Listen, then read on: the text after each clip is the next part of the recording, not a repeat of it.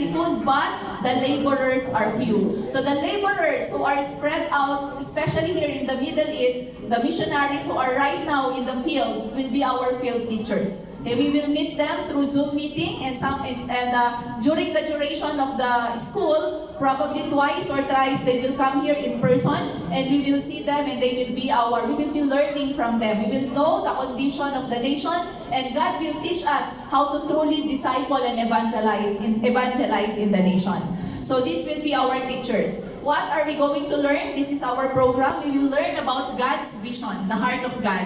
We will also learn about the current state of the world mission. We know that the end time is here. We will know how fast, when is Jesus coming? One thing is for sure. Very fast. We're running out of time. Yeah. We're running out of time. He's coming very, very soon. Very soon. We will be learning about the unreached people group. So it is the heart of God that all nations will truly come to the knowledge of salvation of Jesus Christ. But there are still many nations, many tribes, many areas where they completely do not know about the gospel. So we will learn about the unreached people group. We will also learn about the history of the mission movements. In the history of mission movements, you will be surprised how a nobody like you and me can be used by God in His kingdom. Amen. Amen. And we will be His history makers.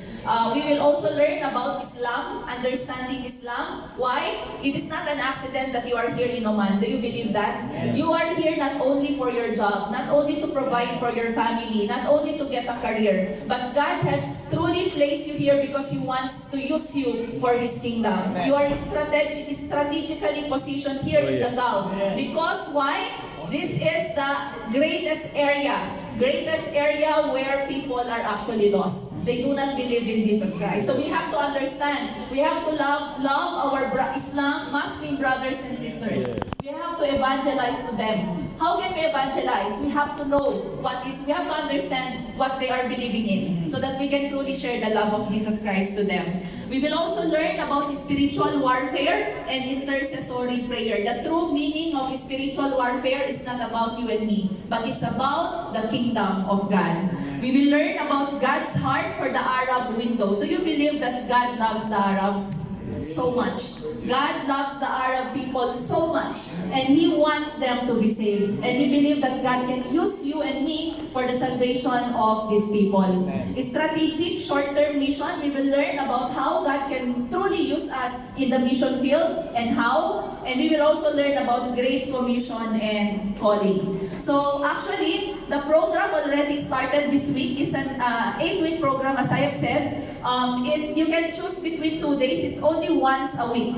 Okay, once a week program at night, either Friday or Saturday. So the Friday cluster we started last night, and the Saturday cluster will start tonight. So I believe it's not an accident that you are seated here. If God is truly picking at your heart, and God is asking you, come my son, come my daughter, and be a partaker of my kingdom, please come and join us tonight. We will start our Saturday cluster. So it is a school, so the duration, as I said, is 8 weeks plus 1 week. It is a physical gathering. It's a face-to-face gathering from, by the way, Global Vision School is not a church. Okay, it is not a church, but it is a school where our heart is to train believers for the kingdom movement. So you will be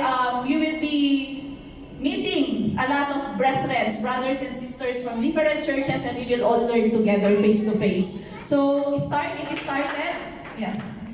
started yesterday until June, 3rd week of June, I believe. The duration is 4 hours. We are starting at 7 o'clock and we are finishing at 11 o'clock at night, 11 to 11:30. And the location will be depends on your area. So right now we have Bowsher cluster and we have Rui cluster. But if we have like Al-Qud cluster, we have more delegates or more students who are signing up, we might also open a cluster in Al-Qud. So that should not be a problem. And even then, we believe transportation is never a problem in the Lord. God will always provide. Amen? So registration fee is 25 Omani Riyals for the whole duration of the program. You might be asking for what is this 25 Omani Riyals. As I have told you, we are not a church. We are a school. And we use this basically for the fare of the missionaries who will come here and who will see us face to face. Amen? And this will also cover their visa, their flights, and our operational expenses. So that is all. I just want to share before I close. My life has changed when God used me in His kingdom movement. Amen. Before, I thought that I am living the life. But you know what He said in His word? If you hold on to your life so dearly, you will lose it. But if you give your life for His kingdom, you will win it. Amen? So please come and join us for the Global Mission School. If you want to register, please stay back and we can speak with you privately after the church. Amen. What is the gospel? What is it all about? So there are 3 things, but we have to share to people. You know, not only in Oman, but in other nations as well.